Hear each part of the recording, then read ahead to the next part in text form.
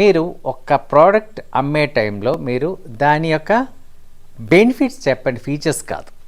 So ఈ ఫీచర్స్కి బెనిఫిట్స్కి ఏంటి difference? మీరు సహజంగా ఒక ప్రోడక్ట్ అమ్మేటప్పుడు మీరేం చేస్తారు, మీ కంపెనీ బ్రోషర్ పక్కన పెట్టుకొని మీరు మా ప్రోడక్ట్లో సో అండ్ సో ఫీచర్స్ ఉంటాయండి అని చెప్పి మీరు బైహార్ట్ చేసేసుకున్నారు. బట్టి సార్ మీరు అన్నీ చెప్తూ ఉంటారు. కస్టమర్కి ఏమర్థం అవుతుంది అండి? మీరు మీ బ్రౌషర్ తీసి మొత్తం చదివేస్తారు, మీరు అది చూడకుండా చదివేస్తారు. సో ఏంటంటే you keep on repeating the same things. So ఏంటంటే ఒక 100 సేల్ చేయగానే మీ లోపల ఇన్బిల్ట్ అయిపోయింది, మీరు బ్రౌషర్ చూడకుండా కూడా చెప్పేసిన పరిస్థితిలోకి వెళ్ళి టెక్నికల్ లాంగ్వేజెస్ వాడుతూ ఉంటారు. సో అవతల వాడికి టెక్నికల్ లాంగ్వేజ్ అర్థం కాదు. ఇది మీరు చెప్పేది ఫీచర్స్.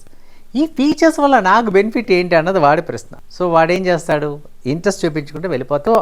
అదే స్థానంలో మీరు ఫీచర్కి బదులుగా మీరు బెనిఫిట్స్ చెప్పారనుకోండి, ఇష్టపడతారు.